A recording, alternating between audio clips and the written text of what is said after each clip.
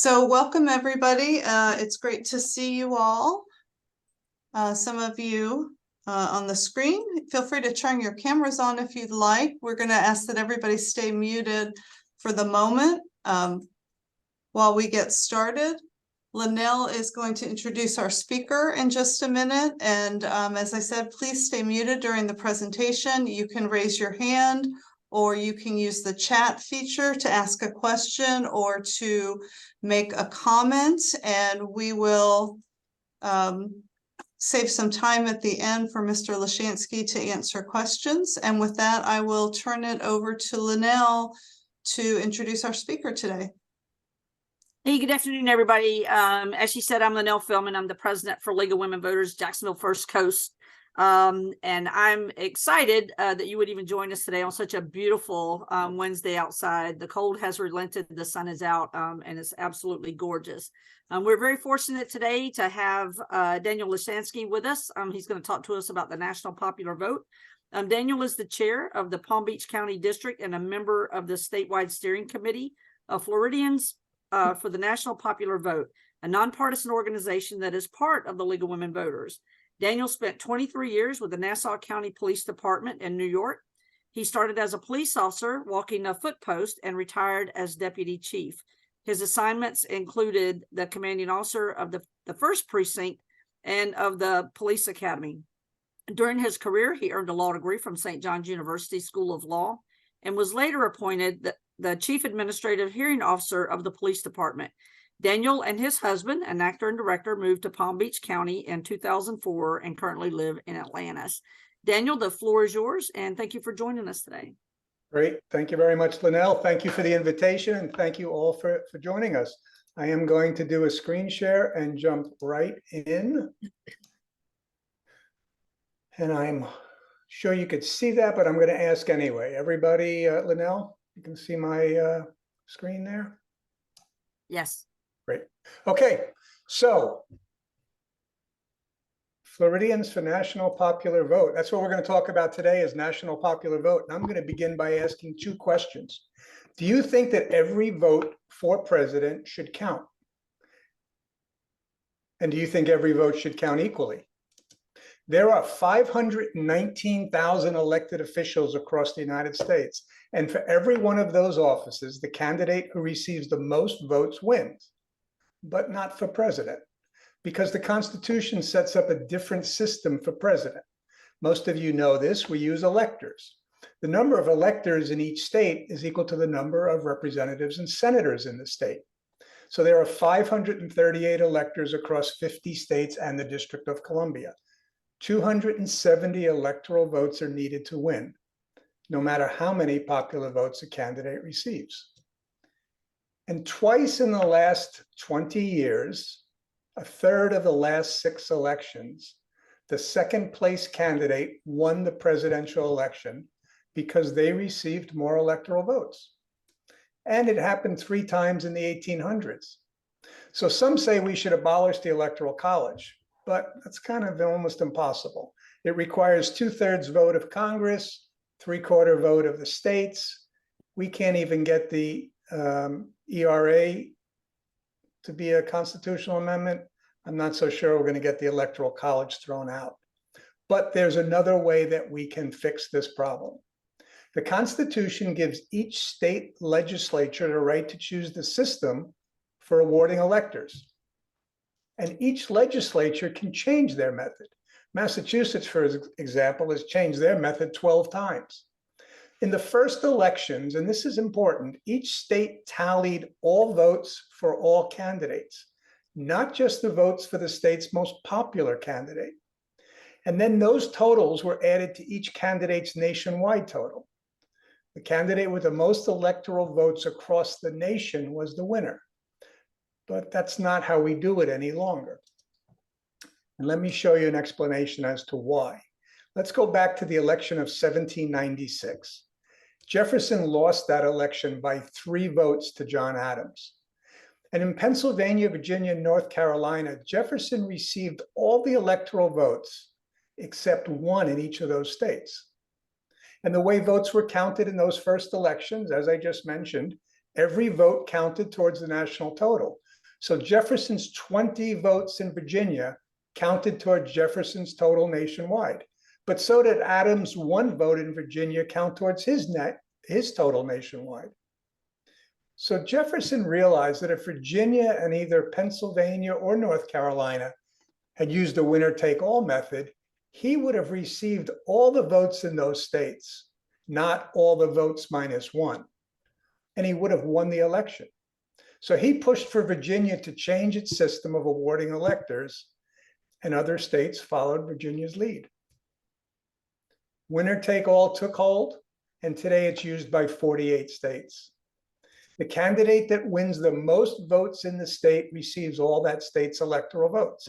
So basically, it strips electoral votes from the second and third place candidates and gives them to the highest vote getter in the state. The winner-take-all system has been in place during most of our lives, and so people don't question it. But it hasn't always been this way, and it doesn't need to stay this way. The example on the bottom shows you that even when candidate B only loses by 1%, that candidate's votes are stripped away and given to candidate A, the winner-take-all situation. And as you'll see in a moment, winner-take-all in the states has created elections where not every vote across the country counts, and not every vote counts equally. In presidential elections, winners in more than half the states are announced even before all votes are officially counted. Why? Well, because most states are swing states. They're spectator states.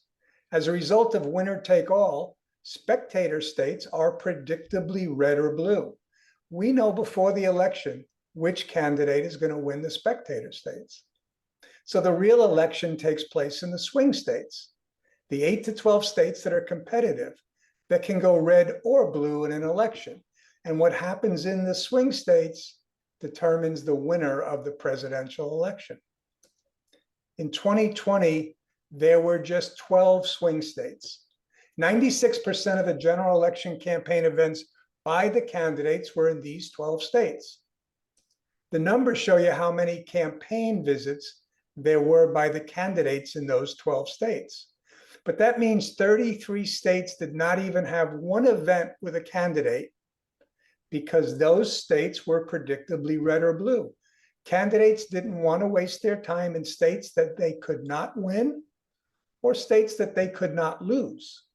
They spent all their time in swing states. And swing states change. In 2024, at most, there will be 9 swing states. And many consultants say there will be just 5 swing states. The votes in these few swing states will determine the outcome of the election. And notice that for the first time in decades, Florida is not expected to be a swing state, and it will generally be ignored. Whether your vote counts for president depends on where you live.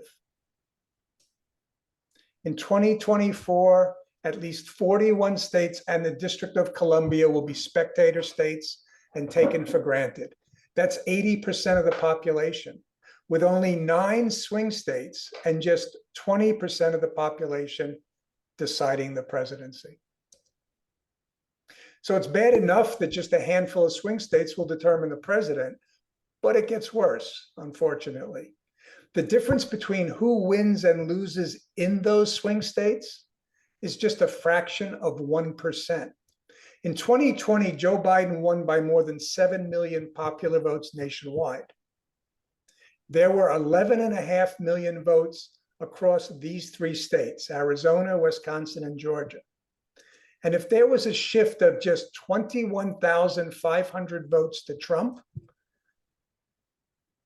those numbers in each state, Trump would have won those 3 states and the Electoral College and the presidency, despite the fact that Biden won by 7 million votes. That's just 0.2%, 0.2% of the votes in those 3 states decided the election. Just to give you some frame of reference, there are 1,000 X's on that page, 50 across, 20 down. 0.2% are those 2 X's. That's how close the election was. And in 2016, Trump received 3 million fewer votes nationwide than Clinton, but Trump won. And again, in just 3 states, and this time it was 0.3%. But if there was a shift of just 0.3% of the votes in those 3 states, Clinton would have won. And 0.3%, again, a very small number of people. And just so you don't think this only happened when Trump was involved, if we go back to 2004, George W. Bush beat John Kerry by 3 million votes. But with a shift of just 0.1% of the votes in Ohio, Kerry would have won Ohio and the presidency. 0.1%. The problem with these fragile electoral wins is they invite post-election recounts, audits, lawsuits with judges deciding elections, and even violent attacks. Supporters of a losing candidate might be able to alter 21,500 votes, but overturning 3 million, 7 million, or 9 million votes nationwide would be nearly impossible. But there's more. In addition to only swing states choosing the president, in addition to elections being decided by less than 0.5%, there's further inequity because some people have 2, 3, and 4 times the voting power of others. So starting on the left, you can see how many people are represented by one elector in each state. And as you move to the right, an elector represents more and more people. So on the left, an elector in Vermont represents around 200,000 people. And an elector in Florida represents approximately 760,000 people. So the Vermont elector represents significantly fewer people than the Florida elector, but has the same one vote as the Florida elector. Again, the votes of the people are not equal. Just a handful of swing states decide an election. Within those swing states, less than 1% of the votes determine the president, and electors have widely different voting power. I asked at the beginning if someone's vote should count more than yours. Well, one person, one vote is a fundamental principle, but it's violated by the presence of swing states and winner take all and the current allocation of electors. So how do we make every vote count, not just swing state votes? And how do we make every vote count equally? The answer is the national popular vote. It is an interstate compact approved by states who choose to participate. Those states agree to change how they award their electoral votes. And they guarantee the presidency to the candidate who receives the most popular votes in all 50 states and the District of Columbia combined. Some of the features of the National Popular Vote Interstate Compact are that it respects states' rights. It does not change the Constitution. In fact, it does just what the Constitution directs. It gives the power to each state legislature to decide how they award electors. In addition, candidates will campaign in every state because campaigns need everyone's vote. Candidates will also move towards the center on policy matters in order to garner support from more voters. And finally, national popular vote is supported by Democrats and Republicans and more than 65% of the public. National popular vote is a nonpartisan solution to a partisan problem. Wishful thinking? Well, the national popular vote has already been enacted into law by 16 states and the District of Columbia for a current total of 205 electoral votes. From there, just 65 more electoral votes are needed to reach 270, and then the national popular vote will go into effect. In the 2024 legislative session in Florida, Representative Gottlieb, Senator Torres have already introduced their bills. They did this in prior years as well. To give you an idea, in 2022, after they introduced their bills, they had 3 co-sponsors. Last year, we had 10 co-sponsors. In the current session, our goal is 30, and we already have a commitment of 25 co-sponsors. The session doesn't begin until January. So hopefully you're asking, boy, this is great stuff. What can I do? Well, first thing you can do is go to floridiansfornpv.com. It's our website. It's a great website. And right there on the front page, there's a button you can press to send an email to your state legislators. Tell them that you support NPV, National Popular Vote, and they should too. It's a defaulted with an email message. You can change it. It comes from you. It doesn't come from us. Use our default, send their default. It won't matter. The more they get, the more interest they know is out here. Second, there's another button. Click on that button to sign up to receive our newsletter. Find out what's happening in Florida and around the country when it comes to National Popular Vote. And third, there's another place you can press the button and become a member. Become a member of National Popular Vote and be active, or just come to meetings and hear what we have to say. The more members we have, the better it is as we build an army of support here in Florida and across the country. There's also a button, we have lots of buttons, to schedule an NPV speaker. So if you belong to another group in the league or you belong to a group outside the league, it could be a country club group, a book club, a political club. We will speak to any group. We are nonpartisan and generally well received by every group. I say generally, we could talk about that later. And lastly, tell your friends about National Popular Vote. Send them to our website. On that website homepage, there's a 2.5-minute video with a synopsis of everything that I just said today. Tell them about it, have them learn about it, talk about it. Again, everything we can do to build an army of support. So I know I gave you a lot of information in a short period of time, and that's why I am going to open up to questions and see what you have to say about National Popular Vote. Thank you very much. Thank you, Danny. So you guys should be able to unmute yourselves and raise your hand to ask a question or pop them in the chat. I don't see any questions in the chat yet.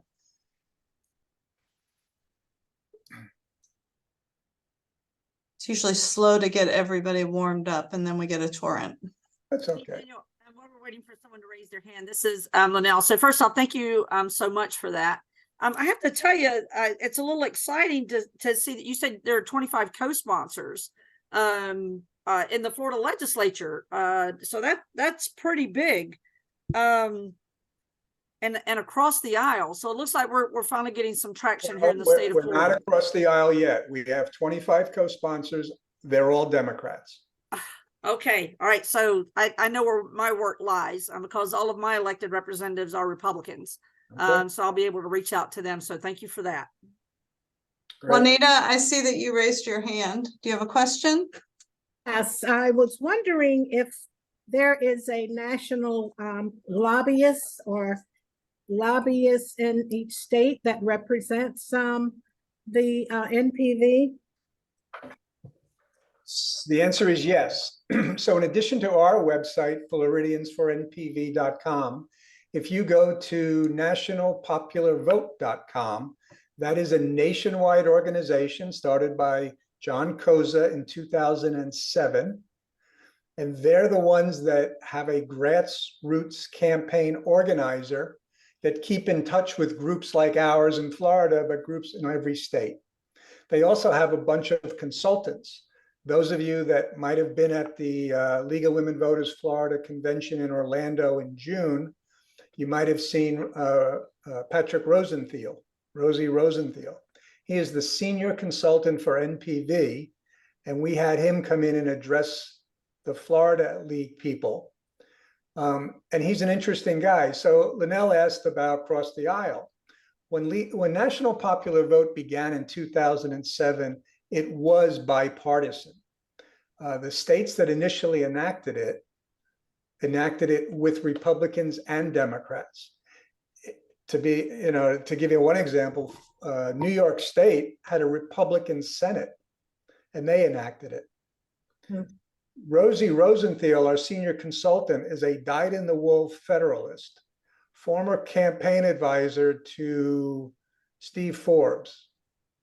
And he challenges Republicans by asking them, what are they afraid of? Why would you be afraid to run your issues against the Democrats' issues? Yeah.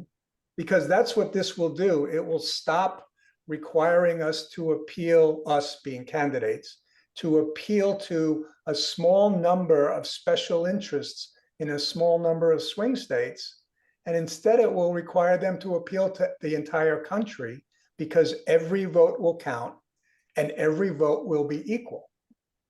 So npv.com does have a nationwide presence. They also have some financial support. So when it comes time that we run out of states that are willing to join, they're the ones that will begin to fund ballot initiatives, constitutional amendments. So yeah, they're Thank very, you. very important. And just while I'm talking about other states, so we have 205. Michigan was on the cusp of supporting it. We're expecting them to support it in the spring of 24. That'll be another 15 votes, bringing us to 220. Maine is also poised. They have 4 votes. That'll bring us to 224. And then there are a handful of states, depending on what happens in the 24 election, that we could move ahead quickly with other states, or we could have to rely on the constitutional amendment route. Other questions? Danny, can you see Francis's question in the chat? I can now. Are there any opinion writers who discuss this option regularly in their columns? So I will give you a couple of answers to that. There was just a column in the New York Times by Gail Collins. And hers was really about the Electoral College and how messed up it is and how there's no solution in sight. And she never said anything about national popular vote. But if you look in the comments to her column, there were about 1,700. And I would say 25% of them were asking, how come you didn't talk about national popular vote? And I know she got a lot of letters because on a nationwide basis, NPV coordinated anyone that wants to send a letter to the editor, go ahead. I can't tell you columnists so much as I can tell you people.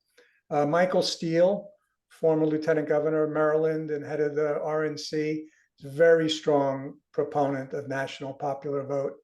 And if you go to the website Conservatives for National Popular Vote, you will see an entire website geared towards conservatives and why we should be in favor of that. And you'll see some videos and writings from a whole host of people, a lot in Michigan, former Speaker of the House, former leader of the Republican Party. One of my favorites is an economist, a professor at Hillsdale University, who has 2 papers that he's written on how wonderful national popular vote is, and we're crazy not to adopt it. So I hope that gives you a little answer. I don't know a columnist offhand that I can refer you to. I will say that if you do a search on national popular vote on YouTube, first let me back up. On the Conservatives National Popular Vote, there's 2 or 3 really good debates. They're an hour long, so you might want to put them on fast forward. But Rosie Rosenthal is one of the debaters. Eileen Reevy, who used to be our grassroots organizer, debating against people that are saying the Electoral College is fine just the way it is. And it's nice to hear both sides. And I appreciate that. And when I look at YouTube videos talking about what's wrong with national popular vote, why it's a dumb idea, it's amazing how much misinformation is put out. And I'll give you one right now. So the biggest thing I hear, the biggest problem with national popular vote, and I heard this from my Republican senator, I met with her, and we had a very nice conversation, 20 or 30 minutes, and she's no way going to ever be in favor of national popular vote. And her main reason is if we did that, then the cities would choose the president. In fact, Los Angeles would choose our president. And I don't want the cities choosing the president. I said, well, you know, that sounds good, but that's not really true.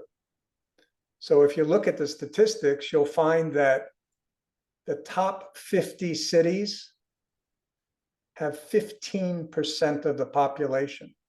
The top 20 cities have 20% of the did I say 20? The top 100 cities have 20% of the population. So if a candidate simply appealed to the cities and went to the top 100 cities, he'd be neglecting 80% of the vote. By the way, 20% of people live in rural areas, and the remaining 60% live in suburbs and exurbs. So the bottom, and I guess I should add in, Los Angeles is not going to choose the president. If you look at the last 4 elections in California where a Republican won, that's from Ronald Reagan to Arnold Schwarzenegger, not one of them won Los Angeles, San Francisco, Oakland, or San Jose. Those cities don't even pick the Republican governor of California. They're certainly not going to choose the governor or the president of the United States. So there are lots of myths out there. That's one. It sounds good initially. It's just not accurate. Other questions? Anybody else? I see a chat there from Linnell from President Trump. So it was interesting that President Trump years ago was in favor of doing away with the Electoral College and replacing it with the national popular vote. It's no idea how he stands today, but it was an interesting quote from him. Other questions? Did you learn anything today that you didn't know walking in the door? Great. Okay, so I have a couple of questions because this is easy. And I guess the first question I'm going to ask for your input is, do you think national popular vote favors the Democrats or the Republicans or third-party candidates? Anyone? Go ahead, Karen. You're muted, Karen. Sorry about that. It may benefit the Democrats at this point in time, but over time, I don't think it'll make any difference at all. I mean, it's going to depend on the candidate. Plus, like you said, it will kind of start to bring people a little bit more to that center. Right. And some of the fringes won't have as much sway as they seem to do within the parties today. Yeah. Anyone else? So Hi, this is Helen. I was just going to say that in your chart, you did show that Kerry could have won 1/10% in Ohio and won the Electoral College, but he would have lost the popular vote. I think you said it was 3 million votes in favor of Bush. So, it could work both ways. yeah. So I think the answer is, and I think you've already hit on it, and that is, really depends on the candidate. In today's environment, a candidate who can bring in the NPAs, the no party affiliations, and the independents, and people who will do what voters used to do, and that is switch parties or switch sides. In the old days, when I first began to vote, Democrats voted for Republicans and Republicans voted for Democrats because they liked them. They weren't extreme candidates. They were more centrist. And we think that's what national popular vote will do. It will bring in centrist candidates. And by the way, those centrist candidates will be down ballot people as well. So what you'll end up seeing is not just at the top of the party, but throughout the party, a more moderating sort of candidacy. So one of the other things that people ask routinely about national popular vote is, we're not a democracy. Why would you let people vote for the president? We're a republic. And in a republic, we have an electoral college. And usually I go, whoa, what?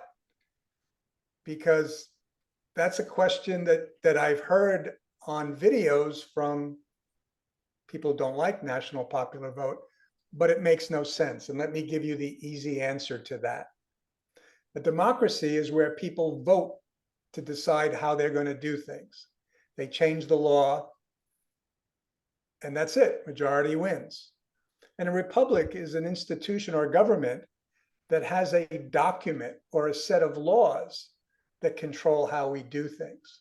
We're a republic because we have a constitution, but we also vote for things.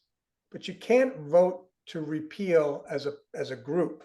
The populace can't vote to repeal things like civil rights unless the people who are voted into office repeal it in conformity with the document that guides us.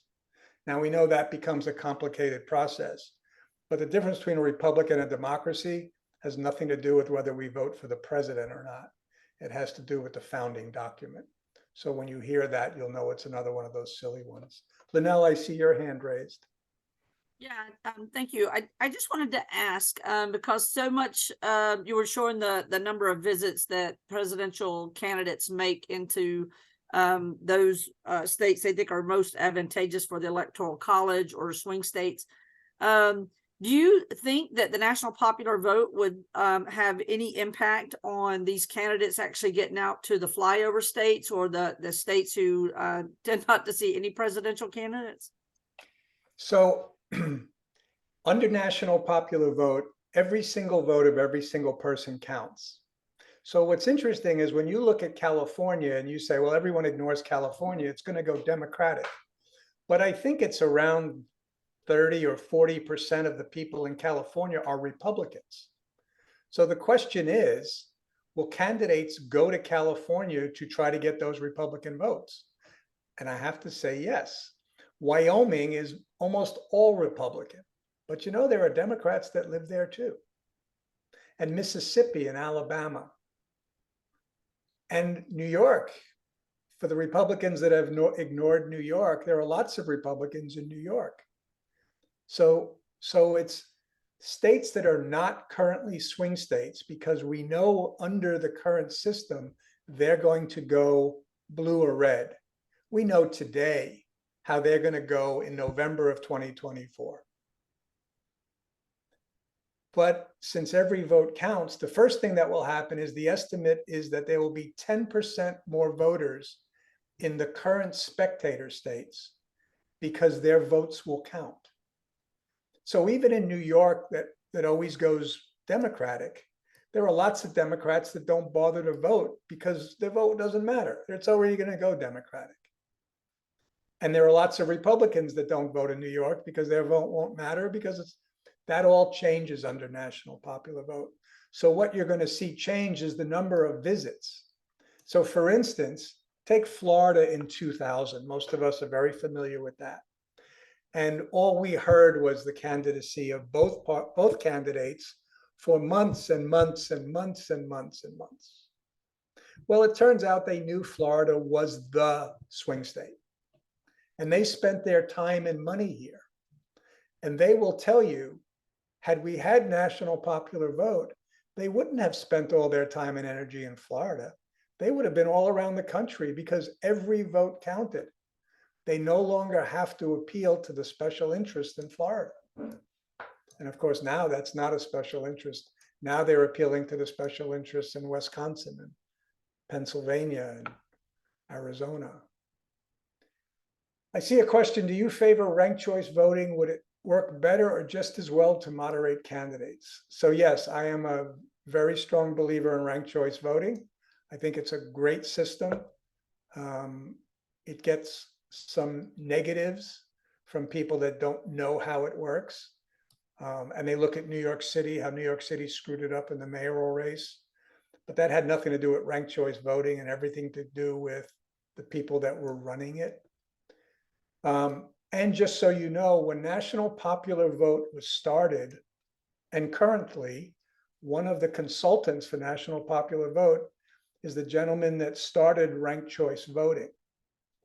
And when they set up the National Popular Vote Interstate Compact, they wrote it in a way that would work hand in glove with ranked choice voting.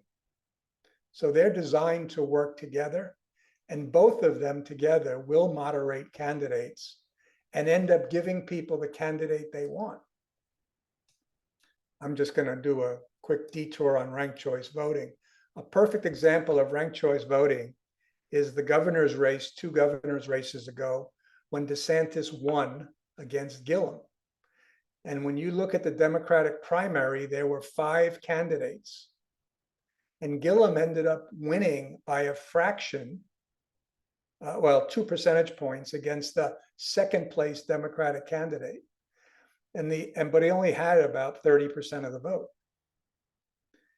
And if you look at the other 3 candidates, so first and second place, Gwen Graham, second place, and then there were 3 others who basically split the vote with the second place candidate.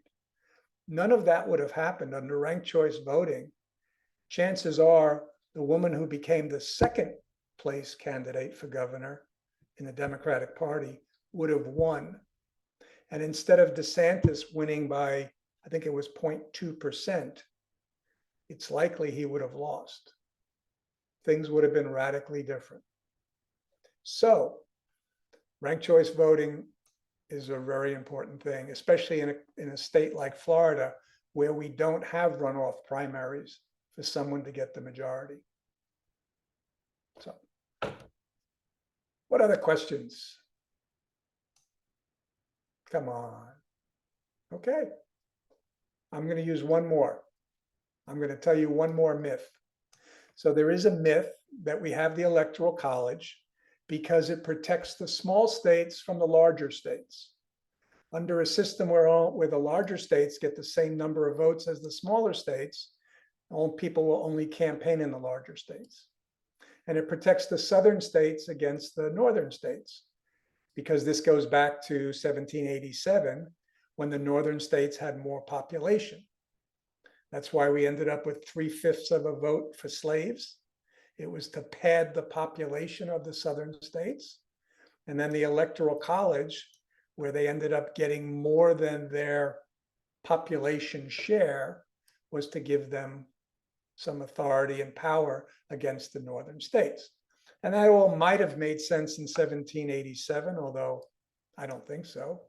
But if we look today and we say, okay, there are 13 small states, and only one of them is a swing state, New Hampshire. That's not even really a swing state. But if we're protecting the small states, who are we protecting? They're all spectator states, and they get ignored anyway under the current system that was supposed to protect them. And there are 14 southern states, and only 2 of them are swing states, Georgia and North Carolina. So if we're protecting the southern states, how come nobody campaigns there?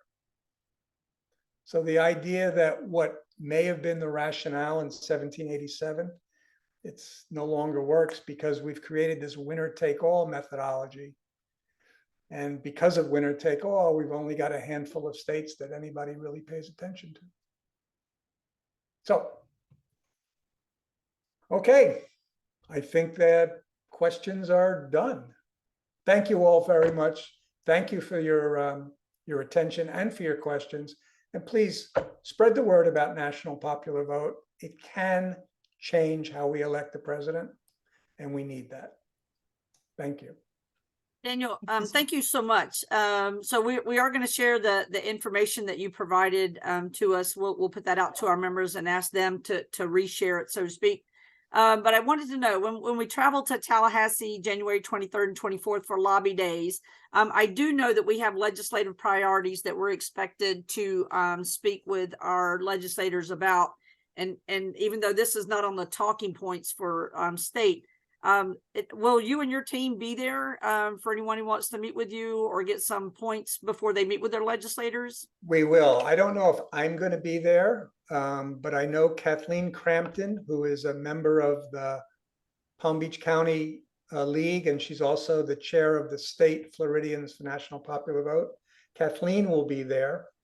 And we had a crew. For instance, we were there in October. There were 5 of us meeting with all the legislators that we could. So we'll have another crew there in January. So look us up. I will send you some documents that might be helpful if you want to pass out to your people, just sort of a synopsis of national popular vote And the map that I showed, which shows we already have 16 states and the District of Columbia committed to it. Yeah, Yeah, I absolutely. think this is extremely valuable. And I think in a way, what's going on, about the Electoral College, national popular vote, as well as ranked choice voting. So many of us are trying to find a way to give access to the ballot box to everyone who's eligible to register to vote and cast a vote in our nation. But also we've got this voter suppression and oppression and intimidation that's going on in so many ways here in our state. So it just seems like you're right. This is a no-brainer, and it's nonpartisan that we should want every single vote for every voting American to count for each and every election, to include the election of our president. Yep, totally agree. Thank you, Linnell. All right, Daniel, thank you so much. So next week, we do have some local league announcements that we're going to make. Thank you, Deb, for that. So hopefully everyone knows by now that your vote by mail expired at the end of 2022. And if you want to cast a vote using vote by mail ballot, and if there's an election that pops up sometime in the next month, or at least going into 2024, you must request a new vote by mail ballot. So please make sure that you do that. It's as easy as contacting your supervisor of election or going to their website to be able to find the link to that. And to folks who are like me, who love to vote in person, I'm going to say this. This is Florida. We know that cases of flu are on the rise. We know that RSV is out there in our community, and it makes us a lot of our community very vulnerable. And we also know that we're subject to the weather throwing a fit, so to speak. So it's always nice to plan to vote in person, either on election day or during early voting. But it's always nice to have a plan B, just in case you become ill, something happens to a family member, you need to travel. We've got a lot of grandkids out there, kids in college, and sometimes they need us and we have to leave the area. So it's nice to have that option to vote by mail in the event that you need it. A couple of opportunities coming up for training. We have legislative session training happening this Saturday. It's going to start at 12:15, and that's in room B at the Southeast Regional Library. We are going to talk about the state's legislative priorities. We're going to take a look at some bills being tracked. And we're going to talk about lobbying. We're going to talk about contacting our legislators, either via their websites, email, in writing, on the phone, or in person. But regardless of what people think about a supermajority here in the state of Florida, we want you to talk to your legislators. We want you to build rapport with them. We want to make sure that they know what's important to you, and things that you would like to see happening in this particular legislative session. So we hope that you'll sign up for that. That was in the recent newsletter. I also sent an email out to membership, but we hope that you'll join us for that. And please register in advance so I don't have to kill any more trees than I absolutely must, or for materials that we're going to be providing to you. Next, National is actually holding legislative session training. So this is happening on the 14th. It is virtual. It's on the League Management's website. For those of you who already subscribed to League US, you probably got this announcement last week, as did I. But it's an opportunity to hear directly from them about your legislative session and how to prepare to meet with legislators, and talking points that they'll be able to provide to us as well. So that is happening on the 14th. Next slide. Lobby days. I just mentioned that about Daniel being in Tallahassee, or at least part of his crew. For those of you who are new to the League of Women Voters, every year we travel to Tallahassee for a couple of days.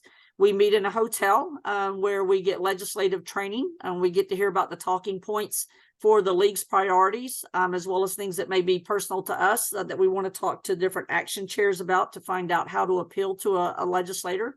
But we do get training. We get to learn about lobbying techniques. We get to hear from legislators about bills that are priorities for them. And then we will actually go out and about in the Capitol in small teams, and we will meet with our legislators from across the state. So if you are subscribing to the Florida Voter, that was the registration for lobby days is actually in there. You're welcome to stay overnight, stay at the hotel for both days, or just travel down for one day or the other. The Education Action Team, I did not see Kathleen, our vice president, on the call today. But just so you know, we are looking for an education action team coordinator. Kathleen has been doing that for us this last year, but she is focusing on legislative session and getting ready for 2024's elections. So we are going to be looking for someone else to help us coordinate these actions and the observance of different school board meetings and workshops to keep our members engaged about events and opportunities for them. So if you're interested in that, you can reach out to our league address, or you can reach directly out to Kathleen. I also did not see Wendy Snee on the call. I do believe that she is busy at work helping veterans, but our Reproductive Health and Justice Committee is seeking members to join them. They do meet every month. That is via Zoom. You can also attend the statewide action committee meetings if you'd like, and help us create awareness about events that are going on here in the state of Florida. Beyond petition gathering, that is still taking place. But there are a lot of things that we need to be aware of. Also, Wendy is going to attend legislative training this Saturday, and she'll be talking about some of the bills that are going to be of interest to that particular committee. So we hope that you'll reach out to Wendy, or at least come to training Saturday and get connected with her. For those of you who are also new to the league, every January we have a business meeting. At that business meeting, we review bylaws and pass necessary changes to those. We review and vote on our budget and how your money is spent and invested in our local area for league work. And then we also hold elections. On the ballot this upcoming year will be the president and the secretary positions, as well as our director of membership and our director of voter registration, or two of those board positions. We also will be electing 3 new committee members to the nominating committee. Those are 1-year terms. And then we also have appointed positions. Now, we know that our director of technology is going to be an open position this coming year, but there are also opportunities for other appointed positions, depending on what your particular interest is and what kind of role you might want to play. So feel free to reach out to, I know I saw her on the call, but Juanita Powell. We put her information as well as her committee members' information in the newsletter this past month and the previous month. So please check that out. If you're interested in serving on the board or in a leadership role, please make sure that you reach out to the nominating committee. They're available to answer any questions you might have about the time commitment or about how that role actually functions in the local chapter. So please take a look at that. Get out the vote. We are using something called Outreach Circle for Get Out the Vote in 2024, which is also League in Action, depending on if you're accessing it on your cell phone, laptop, or iPad. But every Friday, they actually do demonstrations. It takes place at 4 o'clock our time, and you can register for that on the League US website under League in Action. Just register. It happens via Zoom. It's very brief and it's very easy to learn. So even when we don't have things going on here in Florida, you're able to support other states. I know there were a number of us who supported New Jersey, Mississippi, Ohio, and a couple of other actions for their elections this last election cycle. So we hope you'll check that out. And lastly, it's not on here, but in January, we are going to be moving back to an in-person venue. We're going to be at Seasons 52. And because of the new year, we're actually going to do that the second Wednesday of January. So please make sure that you're reading the newsletter, checking your email about who our speakers will be and how you can register for that. We've had a really good turnout at Seasons 52. It's been great to see everyone in person, put names and faces together from emails that I've had or phone calls.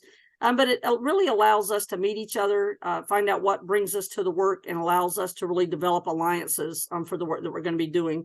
2024 is going to be hectic. We have a lot going on.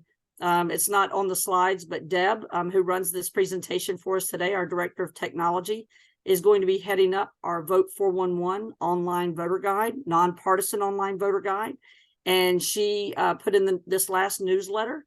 We're going to need volunteers to help us get good quality questions for the candidates across the different races, but also help us reach out to candidates to make sure that they're participating in the guide and answer any questions that they might have. Deb, you want to say anything about Vote 411? Yeah, it's an important resource, and we know from recent national data that it's being used more than ever. So if you're interested in helping to develop question sets, learning how to set candidates up in the platform, or just helping with phone calls to remind them to participate, which is usually one of our biggest needs, please reach out to me or Linnell or anyone. It's a great team that's worked on it cycle after cycle, and I think you'd enjoy the work.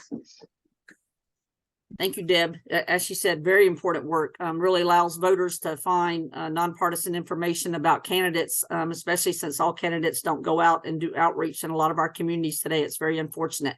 As we get ready for the 2024 legislative session, please consider subscribing to the Florida channel. You see the information there on your screen, thefloridachannel.org. Also, consider subscribing to the Capitol Report. We have a lobbying firm that gives us access to legislators, Republican and Democrat in Tallahassee, so that they can hear from us about things that are important to the league, and we can get access to them and hear how they're thinking about bills.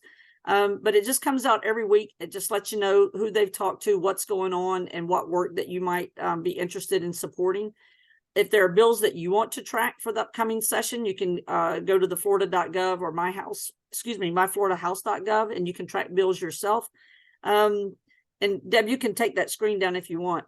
I do want to say this. In the last newsletter, I talked about how, I don't know about you, I get a lot of text. I subscribe to just about any and every candidate, any and every elected official in North Florida. And then I also follow a lot of different groups who share my particular ideals or values or issues.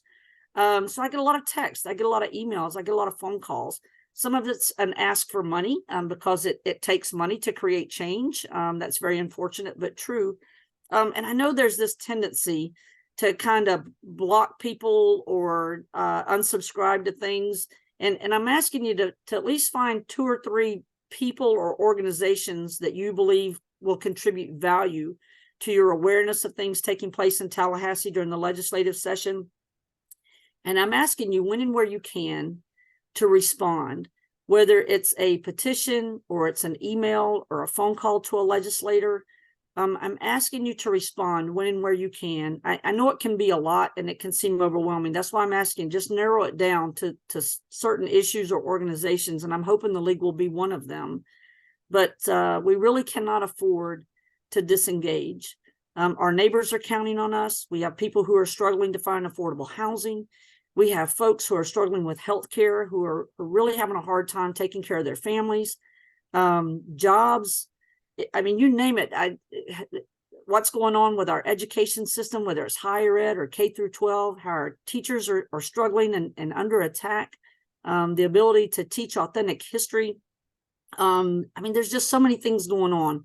So I'm asking you as fellow league members and fellow Floridians, find an organization, find an issue that you care about for this session going forward, and commit to when and where you can, if it's contributing money or contributing time, volunteering, or making a call, sending an email, whatever it is. I'm asking you to commit to at least one thing while we're going into session, because like I said, our neighbors are counting on us. And I think our state is counting on us. So I hope that you won't disengage. I hope that you'll join me and the rest of our board in the League of the work of the League of Women Voters. And having said that, we have about 6 minutes. If anybody has any questions or comments, we're happy to take those before we disengage.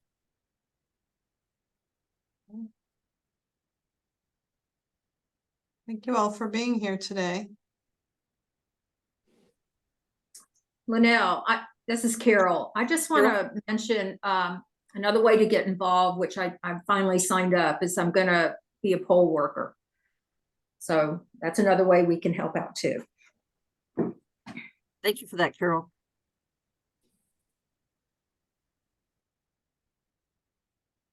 All All right. Go ahead. No, I was just going to say, if nobody pops a hand up here in the next 30 seconds or close or okay, I thought I saw somebody unmuting. I'm going to just say thank you for giving up part of your beautiful Wednesday here in North Florida. And I wish you all a great week. And I look forward to seeing some of you hopefully this Saturday. So have a great day.